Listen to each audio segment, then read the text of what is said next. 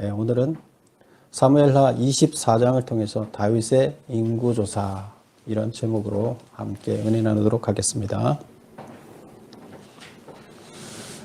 오늘은 사무엘 상하가 한 권이었다 그랬죠. 원래 사무엘서였는데 이제 책이 두꺼우니까 나눠놨습니다. 그래서 사무엘 서를 마감하는 이런 시간입니다. 여러분이 지금까지 살펴봤지만 사무엘의 중심 인물은 누구였어요? 이름은 사무엘서지만 실제로 사무엘서에 등장하는 인물은 주인물은 다윗이었죠. 그럼 왜 다윗서라고 얘기하지 않고 사무엘서라고 얘기를 한다 그랬죠? 다윗서가 맞지 않을까요? 이 모든 것은 사무엘이 왕을 세우고 리더해 왔기 때문이에요. 그래서 하나님의 뜻을 따라서 사무엘이 여기까지 갈 수 있도록 리더해 왔기 때문에 왕을 세워서 양육하고 인도했기 때문입니다. 지금은 사무엘이 죽고 없습니다. 다윗이 지금 왕으로 서 있습니다. 그리고 이제 왕의 시간을 마무리하는 시간이 됐습니다. 이제 다음에 넘어가면 솔로몬 왕으로 넘어가게 되는 거죠. 그럼 지금 이거는 사무엘이 세운 왕, 첫 번째 왕이 이제 마무리되는 이런 시간이 되겠습니다. 그럼 우리가 지난번에 봤지만 마지막 장은 인구조사로 다윗이 징계를 받는 그런 장이라 그랬어요. 그래서 사무엘 하의 그 장이 20장까지가 스토리가 끝나고 21장부터 24장까지는 부록처럼 나와 있는데 거기에 이제 편집을 이렇게 했다 그랬죠. 대칭으로 해서 맨 앞쪽에 징계, 맨 끝에 징계. 그 다음에 그 징계 안쪽에다 뭘 넣어놨다고요?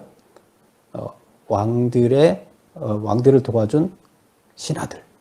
그리고 그 가운데, 그러니까 핵심인데 가운데가 두 편의 시가 들어있었다. 다윗의 시편이 두 편 들어있었다. 이렇게 얘기를 했었죠. 근데 이제 마지막 장은 징계. 그 부록의 첫 번째도 징계고 끝에도 징계라는 거죠.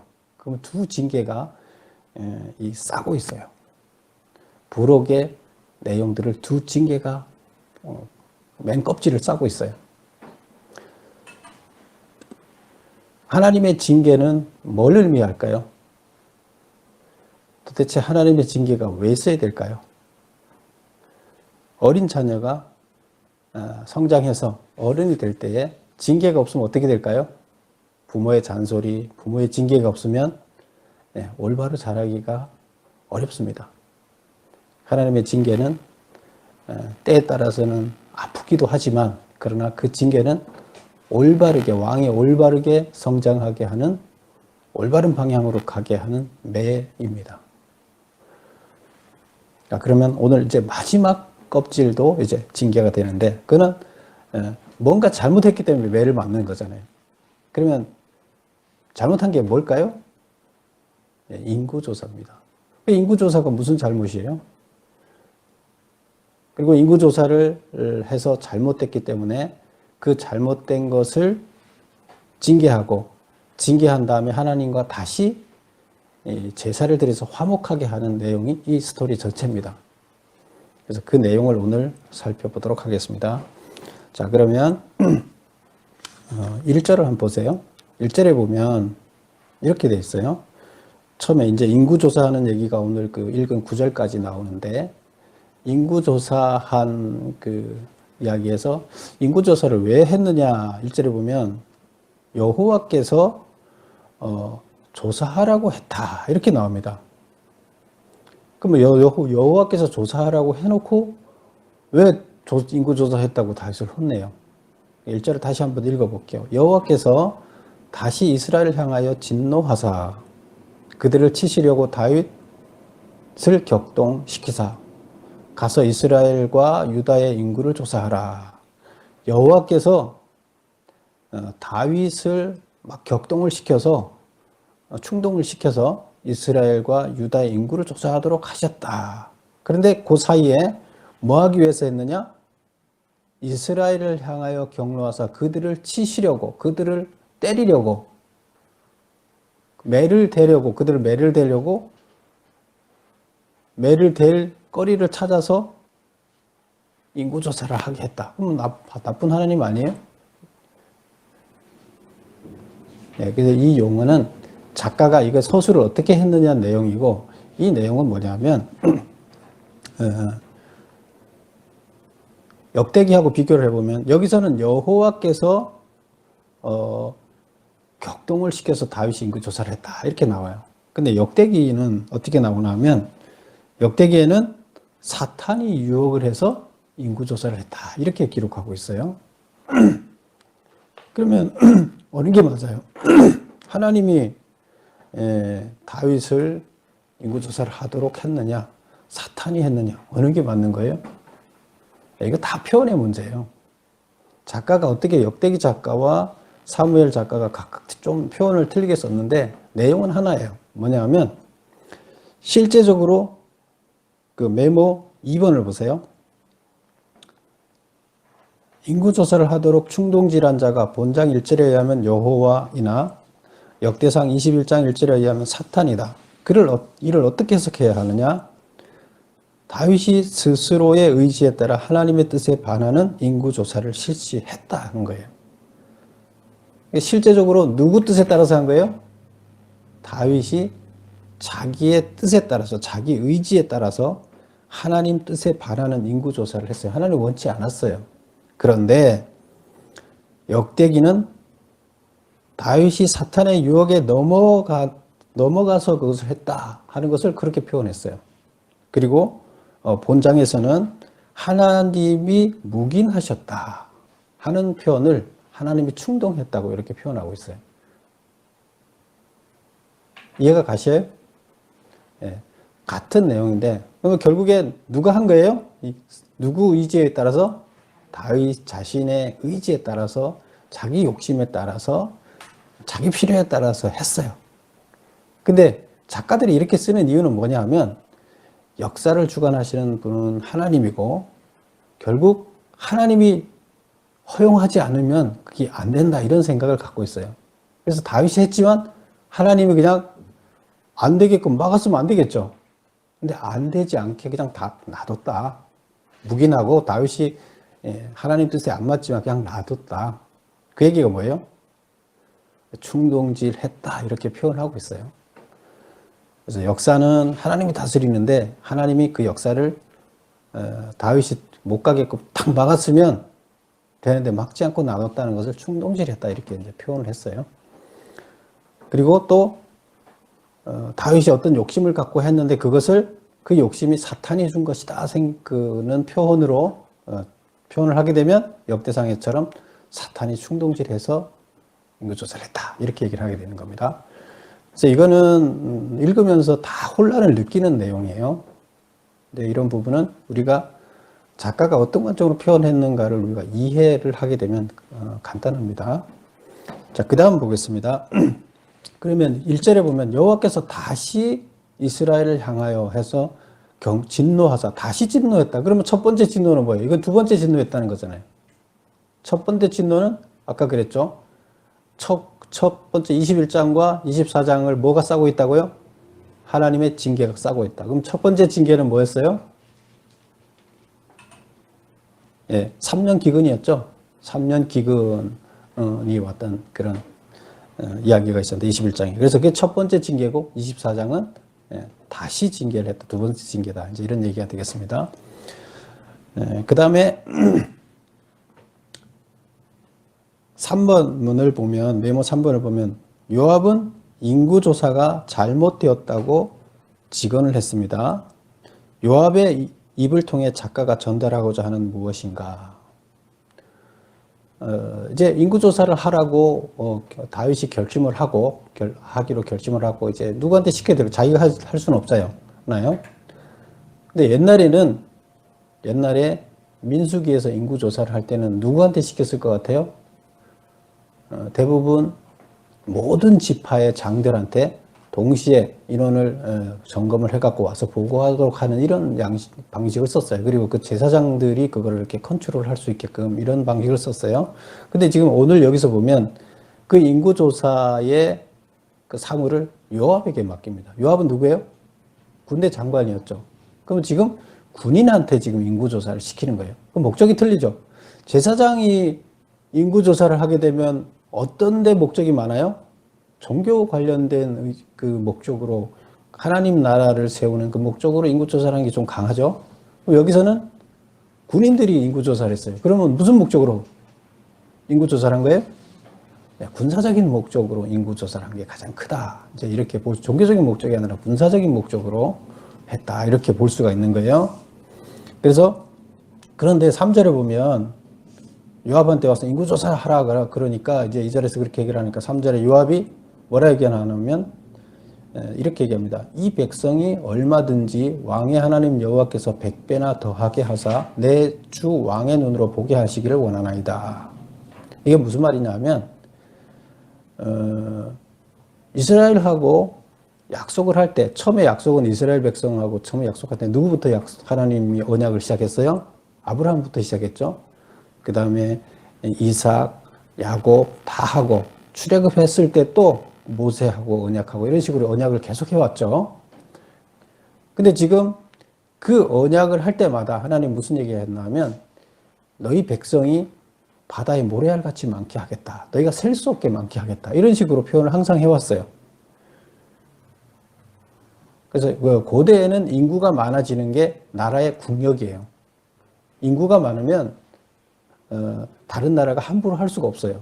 그래서 인구가 번성을 했다는 것은 그 신이 자기네 믿는 신이 축복했다. 이제 이런 의미가 됐어요. 근데 이스라엘 백성들이 수가 지금 어마어마하게 늘어났었잖아요. 이집트에서. 그리고 지금 가나안 땅에 와서도 또 인구가 많이 늘어났어요. 근데 또 왕의 입장에서는 어떨까요? 내가 통치를 잘해서 인구가 많이 늘었다. 이제 왕의 자랑거리가 될 수도 있죠.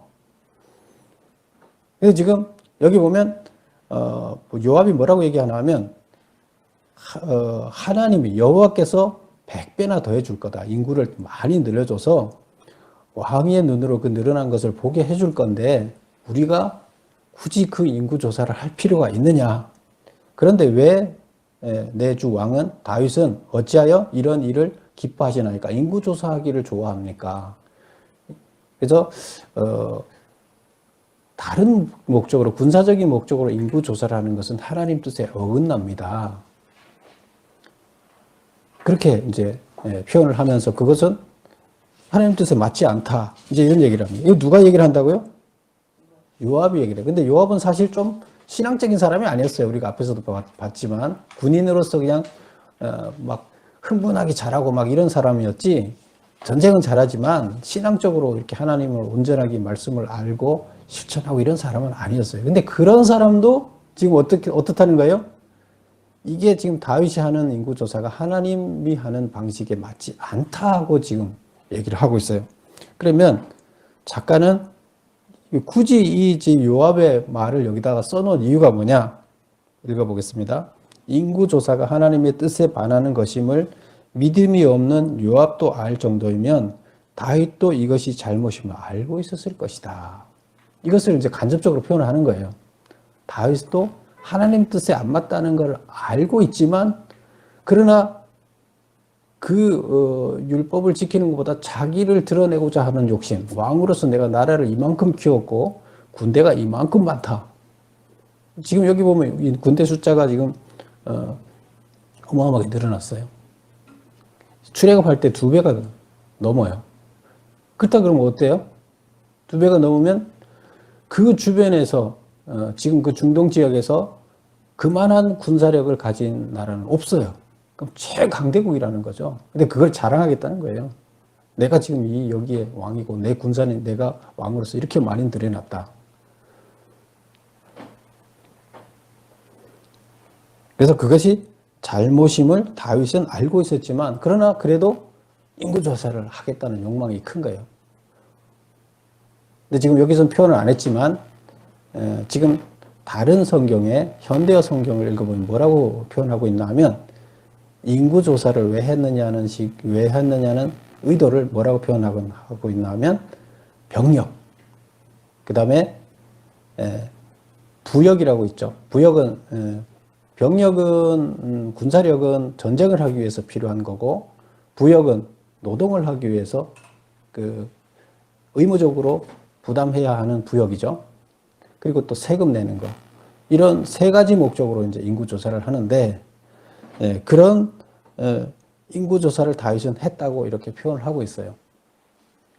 4번을 보겠습니다. 하명을 받은 자들이 인구 조사를 거부하고 지체하고 있었다는 증거는 무엇인가? 4절 보면 이렇게 얘기를 합니다. 왕의 명령이 요압과 군대 장관들을 재촉한지라. 재촉을 하니까 요압과 사령관들이 이스라엘 군 인구를 조사하려고 왕 앞에서 물러났다. 그전에는 명령을 내렸는데 재촉하기 전에는 안 나갔다는 얘기예요. 왜? 거부했다는 얘기가 되겠어요. 그러면 안 됩니다. 이렇게 하면서 지금 군대 장관을 중심으로 국방부 장관을 중심으로 그 밑에 장군들이 이게 인구 조사하는 건 맞지 않습니다 하고 안 갔다는 거예요. 그러니까 왕이 그래도 강력하게 재촉을 하니까 할 수 없이 나갔어요. 5번 보겠습니다. 조사 기간은 얼마이며 보고한 인원은 얼마인가? 8절에 보면 그들 무리가 국내를 두루 돌아 9달 20날 만에 9달이면 1년 1월 달에 출발했다면 9월 달 지나서 10월 20일이라는 얘기죠. 굉장히 거의 1년이 걸리는 거죠. 10개월이 9개월 20일이니까 많은 시간 걸려서 군인들이 그럼 이 군인들이 지금 전쟁 안 하고 이렇게 있다는 것은 태평한 시대라는 거죠. 전국을 돌아서 이렇게 조사를 하니까. 그 다음에 인원은 이스라엘이 80만, 유다가 50만에서 130만이에요. 근데 원래 출애굽할 때 인구가 얼마였어요? 60만이었어요. 근데 여기서 인구 숫자는 남자 20세 이상 남자만 따지는 거예요.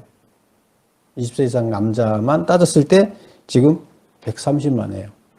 그러면 60만의 2배가 넘는 거죠. 많이 늘었다. 이제 이런 얘기가 되겠습니다. 그래서 지금까지 여기 인구 조사를 한 내용을 9절까지 기록을 하고 있습니다. 이제 10절부터 나오는 이야기는 그 인구 조사한 것 때문에 하나님이 징계를 하시는 이야기가 됩니다. 6번 보겠습니다. 조사를 한 후 다윗은 인구조사를 행한 것이 큰 죄임을 알고 하나님께 용서를 구했다. 인구조사가 왜 죄인가? 인구조사가 왜 죄예요? 네. 가로 1번 보겠습니다. 다윗은 모든 주변 부족들을 정복한 후 평화시대의 병력 동원과 부역 능력과 세금 부과액을 파악하기 위해 인구조사를 실시했다.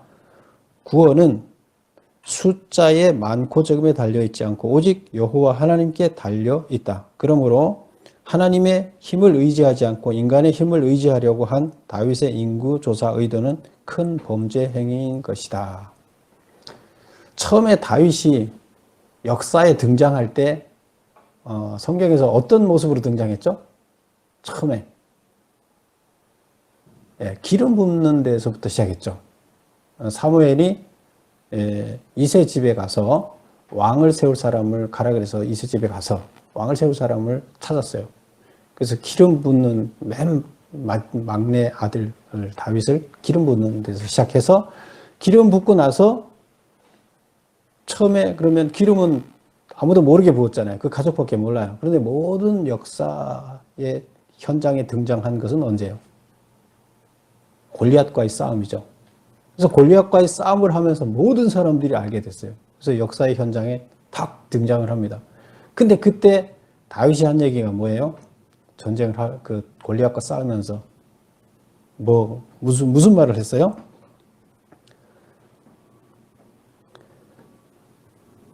저 할례받지 않은 것이 어떻게 감히 하나님을 모욕하느냐?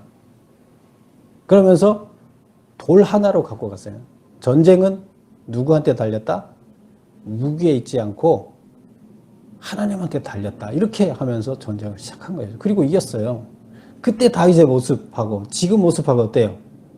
그때는 하나님만 의지하고 나갔어요. 골리앗의 칼과 그 덩치와 아무도 지금 갈지 못해서 왕도 못 나가고 이스라엘 장수들이 다 겁내서 덤비질 못하고 있어요. 그런데 그때 15살 소년이 물맷돌 딱 들고 지팡이 하나 들고 저것이 어떻게 감히 하나님을 모욕해 이러고 갔어요. 그때는 신앙이 믿음이 있어요 없어요? 하나님이 나를 지켜줄 거고 하나님이 이기게 해주겠다는 확신이 있었기 때문에 이게 가능했어요. 근데 지금은 뭘 의지해요? 그때는 하나님을 의지하고 나갔어요. 그리고 싸워 이겼어요. 그리고 전쟁하면서도 항상 하나님이 함께해서 이겼다는 것을 계속 체험하면서 왔어요. 근데 지금은 뭘 의지하는 거예요? 사람, 군대의 수, 힘을 의지하는 거예요. 세상의 힘, 수, 이것을 의지해요. 하나님을 지금 의지하면 그런 거 필요 없잖아요. 그래서 인구조사 자체를 탓하는 게 아니에요. 뭘 탓하는 거예요? 하나님만 의지하는 그 믿음이 이스라엘은 어떤 나라예요?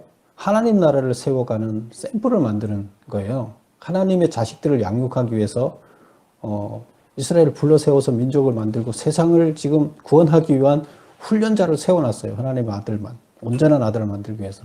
그런데 지금 그들은 다른 세상의 나라들과 틀려야 돼요. 하나님만 의지하고 하나님을 바라보며 나가야 되는 왕인데 세상 사람들과 전혀 틀리지 않게 지금 왕 역할을 하고 있는 거예요.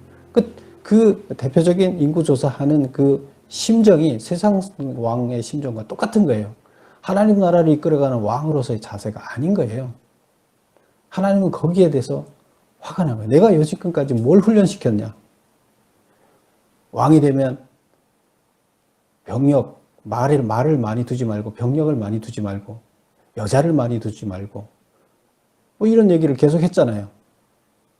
그런데 지금 숫자를 과시하기 위해서 지금 하나님이 키워졌는데 그거를 숫자를 굳이 눈으로 확인하고 자랑하기 위해서 지금 이렇게 하고 있어요. 그리고 또 많은 돈을 끌어들이기 위해서 하고 있어요. 세상의 모습을 그대로 갖고 있는 것이 하나님께서는 이건 아니다 판단을 하신 거죠. 그래서 이게 죄예요. 그래서 인구조사 자체가 죄가 아니라 다윗이 어떤 생각을 갖고 나라를 이끌어가는가, 하나님을 의지하는가 아닌가, 이게 문제가 되는 겁니다. 그래서 그게 죄예요. 7번 보겠습니다. 그러면 징계를 위해서 하나님이 제시한 세 가지 벌의 종류는 무엇인가? 우선 10절 한번 읽어볼게요. 10절 보세요. 다윗이 백성을 조사한 후에 10개월 걸려서 조사한 후에 그의 마음에 자책하고 뭔가 이렇게 자기가 잘못했다는 걸 이미 알고 있었다 그랬죠. 하면서 근데 이제 다 조사하고 나서 이제 자책이 된 거예요.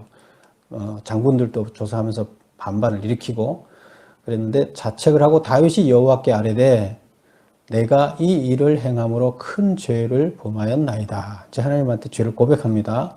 여호와여 이제 간구하옵나니 종의 죄를 사하여 주옵소서. 내가 심히 미련하여 행하였나이다. 하고 이제 하나님한테 자기 죄를 자복하고 잘못하고 용서해달라고 고백을 합니다. 그러니까 11절 보면 다윗이 아침에 일어날 때 여호와의 말씀이 다윗의 선지자로 된 갓에게 임하여 이르되 갓이 이제 와서 뭐라고 얘기하냐면 하나님의 말씀을 가지고 와서 다윗에게 말하기를 12절 보면 내가 네게 세 가지를 보이노니 너를 위하여 너는 그 중에서 하나를 택하라. 내가 그것을 네게 행하리라. 그래서 세 가지 벌을 중에서 벌을 종류가 세 가지 있는데 그 중에서 너가 택하면 내가 그거를 너한테 벌을 내리겠다. 이렇게 얘기를 합니다. 13절 보면 그 벌이 뭐냐면 왕의 땅에 7년 기근 그걸 택할 거냐 아니면 원수에게 쫓겨서 석 달 동안 그들 앞에서 도망할 거냐 아니면 사흘 동안 전염병이 있을 거냐 셋 중에 뭘 택할 거냐 이제 얘기를 합니다. 여러분 같으면 뭘 택하겠어요? 근데 여기 보면 이제 7년 기근이라 그랬는데 12절 보면 13절 보면 7년 기근이라 그랬는데 역대기에서는 3년 기근으로 나옵니다. 그래서 아마 3년이 맞을 거라고 이렇게 학자들은 보고 있습니다. 그래서 7년 기근이 아니라 3년 기근, 그 다음에 3개월 도망, 3일 동안 전염병. 그래서 3자이기 때문에 3일 동안 전염병이 걸릴 걸 택할래? 3개월 동안 적이 쳐들어와서 도망다니는 것을 택할래? 3년 동안 기근으로 힘들어할래? 이제 오는 걸 택할 거냐? 이렇게 얘기를 합니다. 그러니까 다윗이 뭘 택했을까요? 다윗이 14절을 보세요. 다윗이 가데게 이르되 내가 고통 중에 있도다. 내가 뭐 결정하지 못하겠다. 청하건대 여호와께서는 궁휼이 크시니 우리가 여호와의 손에 빠지고 내가 사람의 손에 빠지지 아니하기를 원하노라. 무슨 말이에요? 지금 세 가지 중에서 보면 3년 기근, 이거는 지금 어쩔 수가 없다. 그 다음에 사람이 어떻게 할 수 있는 게 아니다. 그 다음 보면 도망다니는 것은 적한테 도망다니는 거잖아요. 그러면 적이 인자를 궁유를 베푸지 않을 거다. 근데 전염병은 하나님이 전염병을 하는 거기 때문에 그렇다 그러면 하나님 손에 내가 맡기겠다. 적 손에 쫓겨다니느니 하나님 손에 있으면 하나님이 그래도 궁유를 베풀지 않겠느냐. 이제 이렇게 얘기합니다.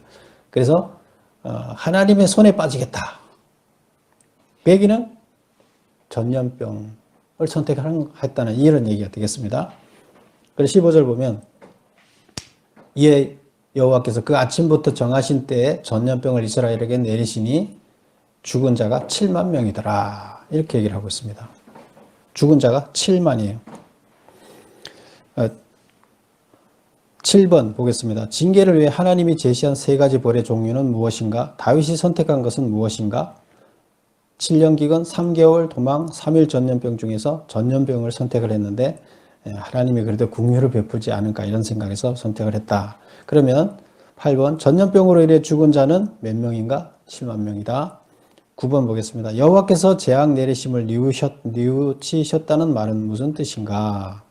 예루살렘 사람들을 멸하라 하는 천사를 멈추게 한 이유는 무엇인가? 자, 몇 절을 보나 하면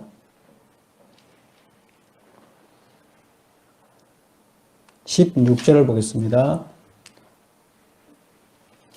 천사가 예루살렘을 향하여 그의 손을 들어 멸하려 하더니 지금 7만 명이 죽었어요. 전국에 7만 명이 죽었어요. 그리고 이제 천사가 예루살렘을 향하여 그의 손을 들어 멸하려 하니 예루살렘에 멸한다는 건 예루살렘 사람들을 다 죽이려고 지금 하고 있어요. 왜 그래요? 예루살렘들은 도시죠. 예루살렘에 사람들이 집중되어 있죠. 전염병이 거기를 돌면 다 죽는 거죠. 그래서 거기를 다 죽이려고 지금 천사가 그러고 있다. 그랬더니 여호와께서 이 재앙 내리심을 뉘우치사 백성을 멸하는 천사에게 이르되 이제 족하다. 이제는 내 손을 거두라. 이제 그만하라. 이제 이렇게 얘기를 했다는 거예요. 그럼 여기서 뉘우쳤다는 얘기가 있죠. 하나님께서 재앙 내리심을 뉘우치사. 내가 잘못했다. 뉘우치는 거예요, 하나님이? 성경에 보면 이렇습니다. 하나님께서는 뉘우침이 잘못함이 없기 때문에 뉘우침도 없으시는 분이다. 인생이 아니기 때문에. 우리 사람은 잘못하고 그 잘못 때문에 뉘우치는데 하나님은 완벽하신 분이에요. 그렇기 때문에 본인이 뭘 잘못하지 않았기 때문에 내가 잘못했다고 뉘우치질 않아요. 그러면 왜 이런 표현을 썼어요? 이건 수사적인 표현이죠. 그러니까 작가가 인간의 심정으로 이것을 써낸 건데 그것은 뭐냐면 하나님께서 자기가 잘못해서 이제 뉘우치고 이제 안 하기로 했다 그런 뜻이 아니라 긍휼을 베푸셨다. 이제 이런 얘기가 돼요. 원칙은 여기를 다 쓸어버리고 계속 더 죽여야 되는데 이제 이스라엘의 그 수도인 예루살렘이 멸망하게 되려고 그러니까 하나님께서 긍휼을 베푸셔서 이제 멈췄다. 전염이 더 일어나지 않게 멈췄다. 이제 이렇게 이야기를 하는 것 되겠습니다. 9번 가로 1번 보겠습니다. 하나님은 인간이 아니므로 후회가 없으신 분이므로 뉘우침이 없으신 분이다. 여기서 뉘우침은 인간을 향한 자비와 긍휼을 베푸셨다는 뜻인데 이를 의인화하여 표현한 말이다. 다윗이 백성을 용서하고 자신과 자신의 집안에만 벌을 내려주기를 간구하며 회개하는 모습, 즉 백성을 향한 다윗의 긍휼함을 보시고 다윗에게 긍휼을 베풀어 징계를 멈추게 하셨다. 그건 이제 두 번째 질문의 답이죠. 예루살렘 사람들을 멸하라 하는 천사를 멈추게 한 이유는 뭐냐? 왜 멈추게 했느냐 하는 것은 긍휼함을 베푼 하나님도 있지만 그 다음 17절에 그 내용이 나옵니다. 17절에 보면 이제 다윗이 회개를 하는 내용이 나옵니다. 다윗이 백성을 치는 천사를 보고 곧 여호와께 아뢰어 이르되 나는 범죄하였고 악을 행하였거니와 이 양 무리는 무엇을 행하였습니까? 청하건대 주의 손으로 나와 이 아버지의 집을 치소서. 범죄는 내가 했고 내가 잘못했는데 왜 지금 이 7만 명이나 다 죽어야 됩니까? 그리고 더 많은 사람이 지금 계속 이제 아직 3일이 안 찼어요. 3일까지 전년 가면 더 많이 죽을 거예요. 근데 아직 중간에 지금 멈춘 거잖아요. 근데 지금 이 멈추게 한 이유가 다윗의 이 기도 덕분이라는 얘기예요. 무슨 기도냐? 내가 잘못했는데 이 백성들한테 무슨 죄가 있습니까? 양들한테 무슨 죄가 있습니까? 그러면서 주의 손으로 나와 내 아버지의 집을 치소서. 다윗과 다윗 집안을 치십시오. 그 백성들을 치지 말아 주십시오. 그 뭐예요? 왕이 백성들을 위해서 자기가 희생하겠습니다. 뭐 다른 사람들을 살려주십시오. 이런 이야기가 되는 거죠. 아버지가 이제 그 자식들을 위해서 희생하는 거, 왕이 국민들을 위해서 희생하는 이런 희생의 모습, 그런 기도를 이제 하나님한테 드리게 되는 거죠. 이거는 진정한 회개가 이제 이루어지면서 이제 죽어가는 국민들을 바라보면서 이런 마음을 품고 기도한 거죠. 근데 그것을 응답하셨다. 이제 이렇게. 그래서 3일 동안 갈 것을 중간에 멈추셨다. 3일 다 안 하고 이제 이렇게 볼 수가 있습니다. 그리고 이제 18절부터 끝에까지 나오는 얘기는 징계가 이제 멈춘 이야기고, 그리고 나서 그 다음에 제사를 드리는 이야기가 나옵니다. 그래서 다윗의 희생 제사 이야기가 이제 18절부터 나오는데 18절을 보겠습니다. 이날에 갓이 다윗에게 이르러 그에게 아뢰되 올라가서 여부스 사람 아라우나의 타작마당에서 여호와를 위한 제단을 쌓으소서. 그래서 지금 다윗이 기도를 한 거죠. 나를 죽이고 백성들을 죽이지 말아 주십시오 하고 기도를 했죠. 처음에 기도는 뭐였어요?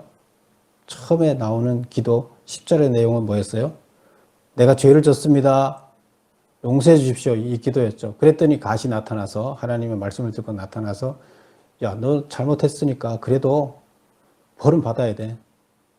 그래서 벌을 받는데 어느 것 택해서 어느 벌을 받을래 한 거고, 또 이제 그래서 벌을 받다 보니까 이게 지금 국민이 다 죽어갈 것 같아요. 그래서 다시 기도를 한 거죠. 제가 희생하겠습니다. 다른 사람 살려주십시오 하고 기도를 하니까 그 기도에 또 하나님께서 갓을 통해서 응답을 하셨어요. 그래서 응답이 뭐예요? 그러면 멈춰주십시오 하니까 그럼 멈추려면 뭘 해라? 제사를 지내라. 이제 이런 얘기를 합니다. 그래서 제단을 쌓아라. 제사를 지내는 얘기예요. 19절을 보면 다윗이 여호와께서 명하신 바 갓의 말대로 올라가니라 해서 여호와께서 제사를 지내라고 명을 했다는 거예요. 그럼 제사가 뭐예요? 왜 제사를 지내야 돼요? 여러분, 성경의 제사는 오늘날로 얘기하면 뭐가 돼요? 네, 예배가 돼요. 그러면 레위기에서 나오는 그 제사의 개념은 뭐예요? 제사는 무슨 의미, 왜 제사를 해야 돼요? 왜 예배를 해야 돼요? 결국 하나님과 인간, 하나님은 죄가 없고 완전하고 깨끗한 분이세요. 완전한 분이세요. 근데 인간은 완전하지 않아요. 그래서 구약에서도 보면 죄에 물든 이 지저분한 인간이 하나님을 직접적으로 만나게 되면 어떻게 돼요? 다 죽는다 그랬어요. 하나님의 빛에 다 죽어요. 지금 태양빛이 강한데 온실에 있던 그 식물이 갑자기 온실에 있다가 밖에 내놓은 뜨거운 햇볕에 내놓으면 바로 다 죽습니다. 똑같습니다. 하나님은 완전 무결하기 때문에 죄에 더럽혀진 인간들이 하나님 앞에 바로 서게 되면 죽습니다. 그럼 하나님을 만나려면 어떻게 돼요? 죄를 다 벗겨내야지 하나님하고 만날 수가 있어요. 우리가 하나님을 만나고 하나님을 영접해야 우리가 구원을 받는 거예요. 하나님의 자녀가 되려면 죄부터 다 해결돼서 하나님한테 가야 돼요. 하나님한테 가려면 죄의 문제를 해결하고 가야 되는데 어떻게 죄를 해결할 거냐는 거예요. 근데 인간이 스스로 우리 죄를 해결할 수가 없어요. 그러면 어떻게 해결돼요? 누군가가 깨끗한, 죄가 없는 깨끗한 누군가가 내 죄를 대신 지고 죽어야 돼요. 그게 희생 제사가 되는 거예요. 죽는 사람 희생양이 있어야 돼요. 그 희생양이 내 죄를 지고 죽어줘야 내가 깨끗하다는 인정을 받고, 그래서 깨끗함을 받아서 하나님한테로 가는 거예요. 그게 제사예요. 그래서 옛날에 구약에서는 하나님한테 나갈 때는 무조건 뭘 갖고 가야 돼요? 예배 드리러 갈 때는 제사 드리러 가는 거예요. 제사 드리러 간다는 건 뭐예요? 죄 문제를 해야만, 일단은 죄 문제를 해결해야, 양을 잡아서 죄 문제를 해결해야 하나님 예배를 드릴 수가 있는 거예요. 안 그러면 드리지를 못하는 거예요. 죄 문제가 해결 안 되기 때문에 하나님 만나면 죽어요. 그러면 하나님한테 만나러 가기 위해서는 가기 전에 먼저 지성소가 있잖아요. 그 안에 못 들어가니까 밖에서 먼저 지성소에 들어가야 하나님을 만나는, 그 가까이 갈 수 있으려면 먼저 이쪽에서 양을 잡아서 깨끗하게 하는 의식이 필요한 거예요. 그게 바로 제사예요. 그게 예배예요. 그럼 오늘날의 예배는 뭐예요? 근데 그 양이 있어야지 우리는 하나님을 만나서 깨끗함을 받아요. 구원받아요. 그러면 그 양이 6월절에서 예수님이 그 양이 돼서 우리 모든, 이제 앞으로 예수님이 돌아가시면서 죄의 문제를 해결했기 때문에 우리의 죄는 예수님이 한 번으로 다 해결했어요. 그래서 우리는 가서 그때마다 죄송합니다. 제가 죄를 졌습니다. 용서해 주십시오 하면 그게 이미 양을 잡아서 다 드린 걸로 인정을 해주는 거예요. 예수님의 한 번의 죽음으로. 그래서 아들의 죽음을 통해서, 희생을 통해서 하나님이 직접, 이들이 인간이 살 수 있는 길이 없기 때문에 하나님이 자기 아들을 희생시켜서 그 길을 열어놨어요. 그래서 우리는 그 예수님을 인정하고 함으로 예수님한테 내 죄를 전가시킴으로 인해서 어떻게 돼요? 나는 하나님 앞으로 갈 수가 있어요. 그래서 구원을 받을 수가 있는 거예요. 그래서 그게 바로 제사라는 것은 내 죄의 문제를 해결하는 거예요. 예배라는 건 뭐예요? 내 죄의 문제를 해결하는 거예요. 우리가 일주일 동안 죄를 짓고 다시 나와서 하나님 앞에 죄의 문제를 해결받아야 돼요. 그리고 다시 깨끗해지고 하나님의 은혜를 덧입어야 우리가 온전히 계속 살아남을 수 있는 거예요. 그래서 하나님은 일주일이라는 시간을 주시고 일주일 중에 하루는 하나님을 만나는 날, 내 죄의 문제를 다시 해결해서 다시 올바로 살아갈 수 있는, 하나님의 아들로 살아갈 수 있는 길을 열어놓는 그 시간이 바로 예배하는 날, 안식일 날이에요. 그게 내가 다시 회복되는 거예요. 하나님이 내 안에 회복되어진 거예요. 그래서 그게 없다면 우리는 구원받기 어렵다. 이제 그 얘기가 되는 겁니다. 그래서 예배는 그렇습니다. 그래서 오늘 지금 여기서 예배를 드리는 것은 결국 뭘 하라는 거예요? 죄의 문제를 해결하라는 거예요. 지금 죄를 졌잖아요. 그럼 그 죄의 문제를 해결하기 위해서 어떻게 해야 된다? 예배를 드려야 된다. 그러면 징계 문제, 죄의 문제를, 징계는 받지만 혼은 나고 진정한 구원으로 하나님 앞고 가까워지려면 죄의 문제를 정결하기 위해서는 희생 제사를 통한 예배를 드려야 된다는 겁니다.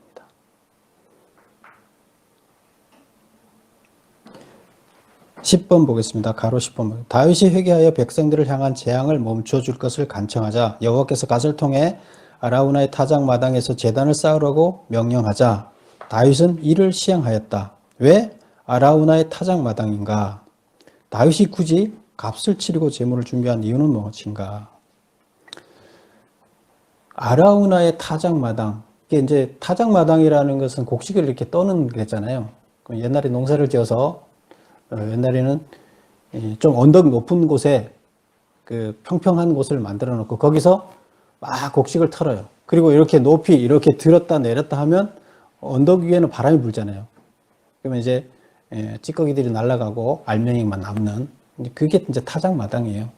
근데 거기가 아라우나라는 사람, 여부스 사람 아라우나라는 사람이 갖고 있는 땅에 이 타작 마당이 있는 그거예요. 그래서 아라우나가 소유하고 있는 타작 마당을 얘기하는 거예요.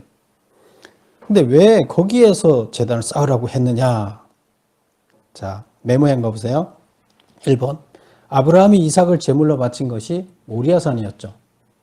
모리아산이 어디예요? 네, 바로 여기에요. 예루살렘.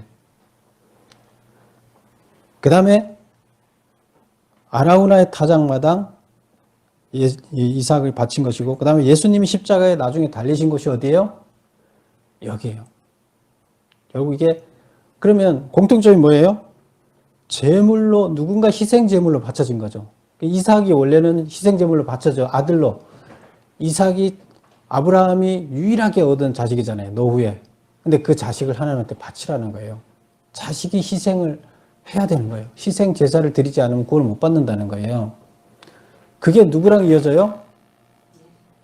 예, 지금 다윗이 지금 백성들을 구원하려 그러면 자기가 희생해야 된다는 그 희생이 의미를 또 연관이 되는 거죠. 그 다음에 하나님이 우리 인간들을 다 구원하기 위해서 자기 아들을 또 십자가에 못 박는, 그래서 그 앞전에 있던 이야기들은 결국 예수님이 우리 인간들을 구원하기 위해서 십자가에 못 박히는 그것들을 계속 연상하게 하는, 설명해주는 이런 이야기가 된다. 연관이 있는 거죠. 그래서 그런 설명을 해주기 위해서 결국 구원은 우리 인간들이 스스로 구원을 얻을 수 없다는 거예요. 다윗이 스스로 구원을 얻을 수 있어요? 아무리 뭐 훌륭한 왕이고 잘 살라고 그랬는데 다윗이 죄 안 졌나요? 죄 졌어요. 징계 받을 수밖에 없어요. 우리 인간들은 다 다윗이에요. 여러분 죄 아무리 성실하게 신앙생활 하는데 죄 하나님 앞에 죄 안 지은 사람 있을까요? 없어요. 다 다윗 같아요. 그런데 우리가 구원을 어떻게 받아요? 누군가의 희생이 있어야 돼요. 누군가의 희생이 있어야 됩니까? 하나님 아들의 희생이 있어야 우리가 구원을 받습니다. 이스라엘 백성들은 다윗의 희생이 있어야 이스라엘 백성이 살아나는 거예요. 그래서 다윗이 저가 희생하겠습니다. 그러니까 그 기도를 통해서 징계가 멈췄다. 하나님은 자기 아들을 죽임으로 인해서 이 세상 사람들을 살리셨다. 그래서 그 이미지를 연장해서 예수님의 희생을 예고하는, 그리고 알게 해주는, 연관시켜서 알게 해주는, 결국에 희생이 아니면 구원받을 수 없다. 구원의 원리를 알려주기 위해서 이렇게 했다고 볼 수가 있고요. 그다음 두 번째 질문. 그러면 다윗이 굳이 값을 치르고 제물을 준비한 이유는 뭐냐? 이제 막 전염병이 지금 이때 막 창궐해 있어요. 그럼 아라우나도 사람들을 만날까요? 안 만날까요? 누가 오면 안 만나겠죠. 근데 갑자기 천사가 나타나서 숨었어요. 무서워서. 천사가 먼저 나타났어요. 타작마당에. 그리고 좀 있다가 다윗이 다시 나타나는 거예요. 예배드리러. 다윗이 나타나니까 어떻게 오셨습니까? 그러니까 지금 내가 하나님한테 너 땅을 사서 여기서 예배를 드려서 이 지금 전염병을 멈춰야 되겠다. 그래서 너 땅을 좀 나한테 팔아라. 그러니까 아라우나가 뭐라 그러냐면 제가 그냥 드리겠습니다. 뭘 사십니까? 땅 다 드리고 그 다음에 밭가는 그 쟁기 나무로 됐으니까 그걸로 화목 그 나무를 쓰셔서 번제를 태워서 드리십시오. 여기 있으니까 그냥 다 드릴 테니까 하십시오. 그랬더니 다윗이 뭐라 그럽니까? 24절을 보겠습니다. 왕이 아라우나에게 이르되 그렇지 아니하다. 내가 값을 주고 내게서 살이라. 값 없이는 내 하나님 여호와께 번제를 드리지 아니하리라 하고 다윗이 은 50세겔로 타작마당과 소를 사고 그것에 여호와를 위하여 제단을 쌓고 번제와 화목제를 드렸더니 이에 여호와께서 그 땅을 위한 기도를 들으심에 이스라엘에게 내리는 재앙이 그쳤더라. 뭐가 된 거예요? 죄로 인해서 하나님과 우리의 사이가 멀어졌던 것이 화목제로 인해서, 죄 문제가 해결됨으로 인해서 하나님과 우리가 다시 회복이 된 이야기예요. 회복이 되면서 재앙이 다 사라지게 되는 이야기가 되고 구원이 이루어지는 이야기가 됩니다. 결국 우리의 인간의 구원은 어떻게 이루어진다고요? 누군가의 희생에 의해서 우리는 구원받을 수 있다는 겁니다. 하나님의 희생으로 우리 인간은 구원받을 수 있어요. 하나님이 그 자식을 희생시킴으로. 그래서 그것을 다윗의 국민들을 위한 그 다윗의 심정이 하나님이 자식을 위한, 자식을 세상에 주고 희생하는 그거랑 연관이 되는 겁니다.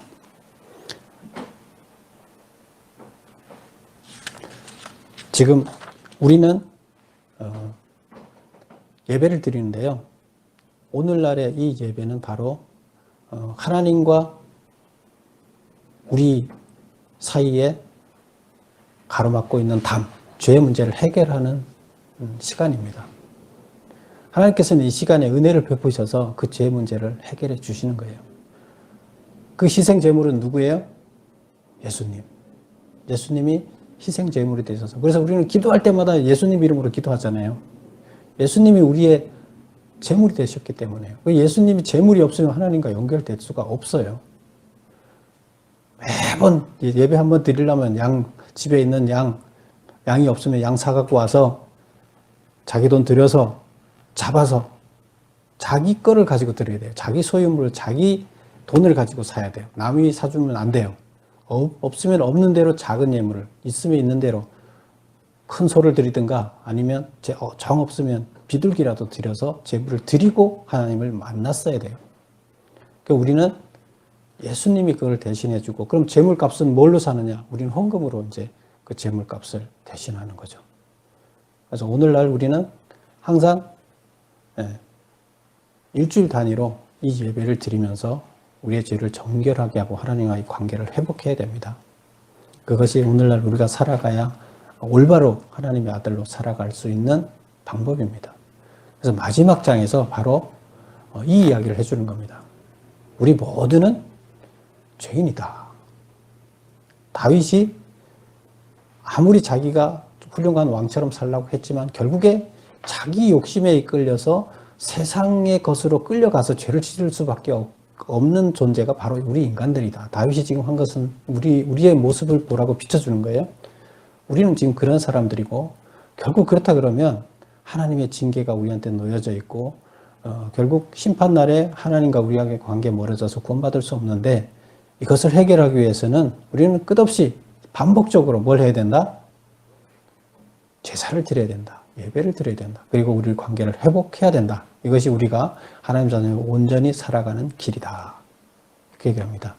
지금 여기 이 역사서에서 이스라엘 백성을 처음부터 만들어서 여기까지 끌고 온 것은 뭘 하기 위한 거라고요? 하나님의 참된 아들을 만들어서 하나님의 나라를 통치할 사람을 훈련시켜가는 과정이다. 근데 지금 오늘날 이 이야기를 우리한테 하는 이유는 우리가 그 일을 감당해야 되기 때문이에요. 그래서 이 마지막 장에서 이 중요한 죄사함의 문제, 우리의 구원 문제를 이런 방식으로 설명을 해주고 있다 하는 겁니다. 여러분들은 오늘날 우리가 어떻게 예배해야 되는지, 하나님 앞에 어떤 자세로 나와야 되는지, 우리가 구원의 문제를 해결하기 위해서 어떤 자세로 주님 앞에 예배해야 되는지를 잘 인식하고 그렇게 하나님 뜻대로 살아가는 여러분이 되시기를 축원합니다. 기도하겠습니다.